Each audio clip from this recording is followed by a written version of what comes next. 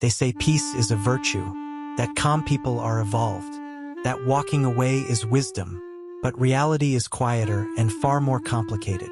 Some people don't avoid conflict because they are peaceful. They avoid it because their body treats disagreement like danger, because a raised voice feels like a collapsing roof, because tension turns the chest into a locked room with no air. This isn't about being kind. It's about survival. There is a silent group of people who would rather lose themselves than risk confrontation. They smile through discomfort. They agree while disappearing. They stay silent, not because they have nothing to say, but because speaking once felt too costly, and the world praises them for it. But what happens to a person who never fights, never pushes back, never takes up space? Where does the anger go? Where does the truth live when it is never spoken? This is not a story about weakness. It is a story about conditioning, fear, and the psychology behind conflict avoidance. Let's begin. Silence doesn't begin as a personality trait. It begins as protection. Long before words are weighed or consequences imagined, the body learns. It learns what happens when tension enters a room. It learns the cost of being noticed at the wrong moment. It learns whether expression leads to understanding or to rupture. For some, conflict arrives early, loud, and unpredictable. Voices rise without warning. Affection disappears suddenly. Emotions feel like weather systems, violent, shifting, impossible to prepare for. And so the nervous system adapts. It discovers that staying quiet keeps the ground steady, that agreement reduces risk, that disappearing slightly makes the storm pass faster. This is not weakness. It is intelligence shaped by necessity. Over time, silence stops feeling like suppression and starts feeling like relief. The absence of conflict brings a false calm, like standing very still in tall grass, hoping the predator moves on. The heart slows, the breath returns, the body whispers you survived, and survival feels good. But here is the quiet distortion. When silence is rewarded, expression begins to feel dangerous, even in safe rooms, even with kind people, even when the threat is no longer real. So conflict becomes synonymous with harm. Disagreement feels like abandonment in slow motion. A boundary feels like betrayal. A simple no feels like the beginning of exile. And the world reinforces it. You're so easygoing. You never cause problems. You're so mature. What no one sees is the effort behind that calm. The tightening chest. The swallowed words. The constant scanning for emotional shifts. Peace in this form is not rest. It is vigilance. There is grief here, quiet and unacknowledged. Grief for the self that never got to be loud. For the anger that never found language. For the truth that stayed trapped behind the teeth. But it makes sense. When silence once kept you safe, your body remembers. It doesn't ask whether the danger is real. It only asks one question. Is it safer to speak or to disappear? And for a long time, the answer was silence. Fear does not appear out of nowhere. It is taught, slowly, repeatedly, without words. In some homes, conflict was loud, uncontained, explosive. A single disagreement could turn into hours of tension, silence, or punishment. Emotions were not discussed, they were endured. In others, conflict was quieter but just as damaging. Disapproval was subtle. Affection was withdrawn without explanation. A change in tone meant something had gone wrong, but no one said what. So the child learned to study faces, to track moods the way sailors track the sky, to anticipate emotional weather before it arrived. An expression became a risk calculation. Was it worth saying how something felt, if it might destabilize the room? Was honesty worth the possibility of rejection? Was being right worth being alone? Often the answer was no. Love in these environments did not feel unconditional, felt earned, maintained, protected through compliance. So the child adapted not by fighting but by softening, by shrinking reactions, by learning which parts of themselves were acceptable and which were dangerous. Anger was one of the first to go, then disappointment, then need. What remained was politeness, agreeableness, a version of the self that caused no friction. And it worked. Praise arrived when silence was maintained. Approval followed restraint. The absence of conflict felt like success. But something subtle happened beneath the surface. The child did not learn how to navigate disagreement. They learned how to avoid it. They did not learn that relationships can survive tension. They learned that tension breaks things. So safety became external, dependent on others staying calm. And peace became fragile, something that could shatter at the first sign of disapproval. This fear carries forward quietly. As an adult, conflict doesn't just feel uncomfortable. It feels like a threat to connection, to belonging, to identity, because once long ago it was. The body remembers moments the mind cannot fully name. Moments when speaking up changed everything. Moments when honesty was met with distance instead of care. So avoidance becomes loyalty to the past version of yourself that did what it had to do. And that deserves compassion, because the fear was not irrational. It was learned in real rooms with real consequences at a time when safety mattered more than self-expression. The problem is not that you learned silence.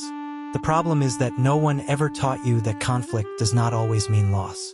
Conflict does not register in the body as a conversation. It registers as danger. Before words are processed, the nervous system reacts. The pulse shifts. Muscles tighten. Breathing becomes shallow. The body prepares not to speak, but to survive.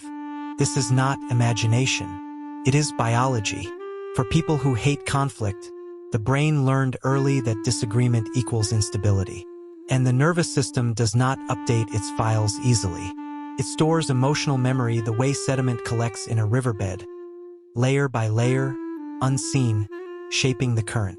So when tension appears, the body doesn't ask, "Is this safe now?" It asks, "What happened last time?" And last time, silence was safer. The amygdala, the brain's threat detector, activates instantly. Not because the situation is extreme, but because it feels familiar. Familiar pain is still pain. The prefrontal cortex, the part responsible for reasoning and articulation, goes offline. Words disappear. Thoughts scatter. The body chooses one of its oldest strategies: freeze or appease. This is why conflict-avoidant people often go blank mid-conversation. Why they agree to things they don't want. Why they leave interactions feeling hollow, replaying what they should have said hours later. It's not a lack of confidence. It's a stress response. The body prioritizes safety over authenticity, connection over truth, short-term calm over long-term integrity. And appeasement becomes the default. A quick apology, a nervous smile, a softening of needs. Not because those needs are small, but because the cost of asserting them feels enormous. There is often shame layered on top of this response. Shame for freezing. Shame for not speaking up. Shame for feeling too sensitive. But shame misunderstands the problem. This reaction was not chosen. It was conditioned. The nervous system learned that staying regulated meant staying agreeable. That peace came from self-suppression. That conflict led to dysregulation emotionally, relationally, physically. So the body does exactly what it was trained to do. The tragedy is not the response itself. It is that the person experiencing it often believes something is wrong with them. There isn't. The system is simply outdated, protecting against a threat that no longer exists in the same way. But until the body feels that truth, not hears it, but feels it, conflict will continue to trigger survival rather than dialogue. And the war will keep happening inside. There comes a point when silence stops feeling neutral. It begins to ache. At first, avoiding conflict feels like control, like maturity, like choosing peace over chaos. But slowly, something fractures inside. One part of you knows what you feel, knows when a boundary has been crossed, knows when something is unfair, dismissive, or untrue. Another part says nothing. This is the split. The external self remains calm, agreeable, intact. The internal self tightens, retreats, records everything. And resentment begins, not loudly, but quietly, like sediment building at the bottom of a river, invisible yet heavy. Each unspoken truth adds weight. Each swallowed reaction becomes proof that your needs are secondary. Each forced smile teaches the body that honesty is unsafe. Over time, this creates exhaustion. Not physical exhaustion, but emotional depletion. The kind that comes from constant self-monitoring, from filtering every response, from anticipating reactions before expressing reality. There is also grief here.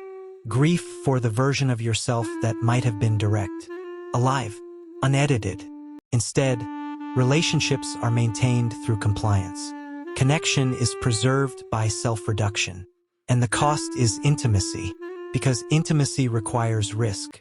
It requires the possibility of tension. It requires being seen in disagreement. So relationships remain smooth but shallow, peaceful but distant. The inner world, meanwhile, grows louder. Anger has nowhere to go, so it turns inward. Disappointment becomes self-criticism. Desire becomes guilt. Maybe I'm asking for too much. Maybe I'm overreacting. Maybe it's better this way. But the body keeps score. The tight jaw, the shallow breath, the heaviness after conversations that looked fine from the outside. This is the paradox of conflict avoidance. The very strategy designed to protect connection slowly erodes the relationship with the self. And that erosion does not go unnoticed. There is often a moment, quiet, unremarkable, when the realization surfaces. A small betrayal repeated too many times. A yes spoken when the body screamed no. And something inside withdraws. Not dramatically, just enough. This is not anger expressed. It is anger stored. And stored emotions do not disappear. They wait. There is rarely a dramatic breaking point. No explosion. No final argument. For people who hate conflict, the realization arrives softly. It comes in the aftermath of a conversation that went well, yet leaves a hollow echo in the chest. Comes when you agree again, and feel yourself step further away from who you are. Nothing visibly breaks, but something recedes. This is the moment when avoidance stops feeling protective and starts feeling expensive. You begin to notice patterns. How certain people feel draining, even when they are kind. How certain environments require a version of you that feels smaller. How peace, as you've known it, demands a constant trade. Connection in exchange for self. And the body reacts. There is fatigue that sleep doesn't touch. A dull irritation with no clear target. A quiet sadness that doesn't match the situation. These are not random moods. They are signals. The nervous system, once rewarded for silence, begins to register its cost. The relief is shorter. The tension lingers longer. You start to see the truth that was previously unbearable. Avoiding conflict did not eliminate discomfort. It relocated it from the outside world to the inside one. This realization can be unsettling because it dismantles a long-held identity. I'm just easygoing. I don't like drama. I prefer peace. And maybe that was true once, but now it feels incomplete. There is a dawning awareness that peace built on self-abandonment is not peace. It is quiet erosion, like a coastline worn down grain by grain, not by violence, but by constant, gentle pressure. This awareness does not immediately lead to change. Often it brings grief first. Grief for all the moments when honesty was postponed, for all the needs translated into politeness, for all the anger that never got to be named. And still, silence continues for a while, because awareness does not instantly rewire the nervous system. Knowing the truth does not mean the body trusts it yet. But something irreversible has happened. You can no longer fully believe the story that silence equals safety. You can no longer unsee the cost of disappearing. And even if you continue to avoid conflict, you now do so consciously.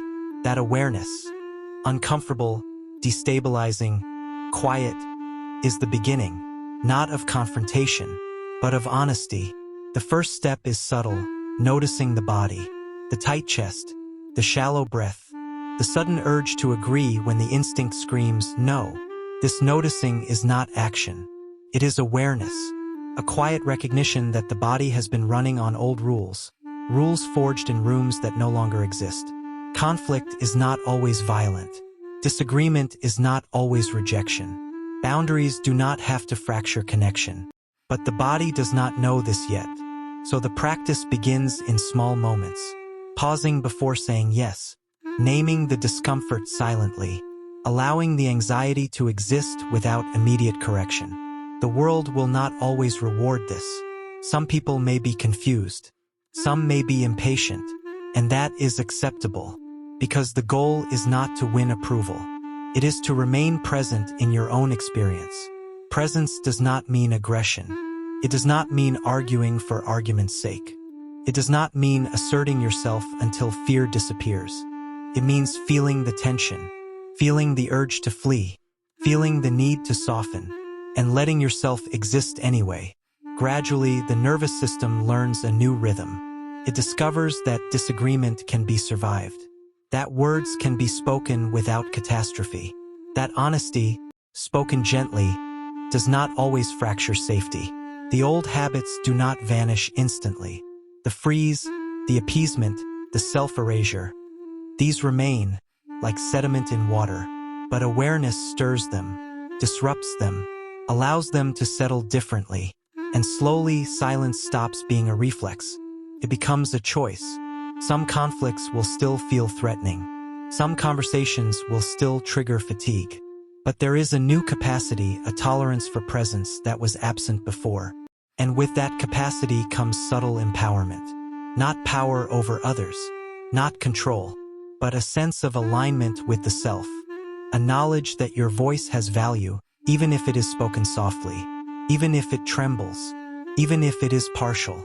The process is quiet, incremental, but every moment of conscious presence chips away at the illusion that avoidance equals safety. And in this quiet transformation, something remarkable happens. You begin to inhabit your own experience, fully, even amid discomfort. True strength is often mistaken for silence, for calm, for compliance. But the quiet people who have spent years avoiding conflict know the difference. They know that genuine peace is not the absence of tension. It is the presence of self. Gentle resistance does not roar. It does not demand. It does not seek to conquer or control. It is a refusal to vanish, a soft insistence that your voice exists, that your boundaries matter, that your truth is allowed, even if unspoken sometimes, even if imperfectly expressed. This strength grows in small ways. In the moment you pause before saying yes. In the moment you name your discomfort internally. In the moment you take up space even slightly without aggression. It is a strength measured not in victories, but in the preservation of self. In the quiet assertion that life does not require self-erasure to survive. Those who learn this strength understand something profound. Conflict is not a predator. It is a mirror, a reflection of needs, values, and unseen truths. The discomfort it brings is not punishment. It is information, a signal that the self has something to honor. Over time, the body learns that tension can exist without catastrophe, that disagreement can coexist with connection, that honesty can coexist with care. And with this understanding comes a gentle liberation. The person who once fled from conflict now walks through life differently. Not brashly, not aggressively, but present, grounded, aligned. The quiet courage of conflict avoidance transformed is not loud. It does not seek recognition. It does not need applause. It simply exists. And in its existence, it reclaims what was once surrendered. There is a beauty here, soft, unspoken, enduring. A reminder that peace is not the absence of struggle. It is the ability to hold oneself through it. If this video made you feel seen, or if parts of this reflection felt familiar, know that you are not alone. Many carry the same quiet struggle, avoiding conflict not because of weakness, but because survival once required it. Your feelings, your hesitation, your pauses are valid. They are part of a system that once protected you, even if it now sometimes confines you. If you'd like to stay connected, this channel is a space where we explore the hidden corners of the human heart, where emotions, fears, and truths are honored without judgment. Sharing your experience in the comments is optional, but your words might help someone else feel less isolated. Take care of yourself. You deserve gentleness. You deserve to heal.